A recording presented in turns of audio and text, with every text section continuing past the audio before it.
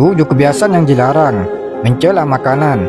Mencela makanan adalah perbuatan yang tidak terpuji, baik dilakukan oleh orang yang kaya maupun yang miskin. Mencela makanan berarti tidak bersyukur kepada Allah Subhanahu wa taala yang telah memberikan rezeki berupa makanan. Dalam sebuah hadis, Rasulullah SAW bersabda, siapa saja yang mencela makanan, maka Allah Subhanahu wa taala akan murka kepadanya. Hadis riwayat Tirmizi. Memanjangkan kuku. Memanjangkan kuku adalah kebiasaan yang juga dilarang dalam agama Islam. Hal ini karena kuku yang panjang dapat menjadi tempat bersarangnya kotoran dan kuman.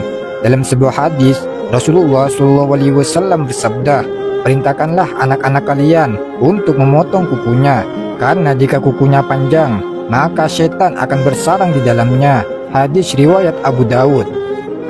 Membuat tato di badan. Membuat tato di badan adalah perbuatan yang juga dilarang dalam agama Islam. Hal ini karena tato dianggap sebagai perbuatan yang mengubah ciptaan Allah Subhanahu wa taala. Dalam sebuah hadis, Rasulullah SAW bersabda, Allah Subhanahu wa taala melaknat orang yang membuat tato dan orang yang ditato. Hadis riwayat Bukhari. Memakai rambut palsu. Memakai rambut palsu adalah perbuatan yang juga dilarang dalam agama Islam. Hal ini karena rambut palsu dianggap sebagai perbuatan yang menipu orang lain. Dalam sebuah hadis, Rasulullah SAW bersabda, Allah Subhanahu wa taala melaknat orang yang memakai rambut palsu dan orang yang membuatnya. Hadis riwayat Bukhari. Tidur tengkurap. Tidur tengkurap adalah kebiasaan yang juga dilarang dalam agama Islam. Hal ini karena tidur tengkurap dapat menyebabkan tertekannya organ-organ tubuh, termasuk jantung dan paru-paru. Dalam sebuah hadis, Rasulullah SAW bersabda, janganlah salah seorang di antara kalian tidur tengkurap, karena setan tidur tengkurap. Hadis riwayat Bukhari. Operasi plastik. Hal ini karena operasi plastik dianggap sebagai perbuatan yang mengubah ciptaan Allah Subhanahu wa taala.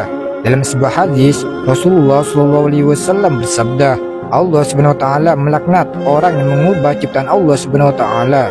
Hadis riwayat Bukhari. Percaya ramalan bintang. Dalam sebuah hadis, Rasulullah SAW bersabda, barang siapa yang mendatangi dukun atau peramal, maka ia telah kufur terhadap apa yang diturunkan kepada Muhammad SAW. Hadis riwayat Ahmad. Kebiasaan-kebiasaan yang dilarang dalam agama Islam tersebut memiliki dampak negatif bagi pelakunya, baik secara duniawi maupun ukhrawi. Wallahu a'lam bishawab.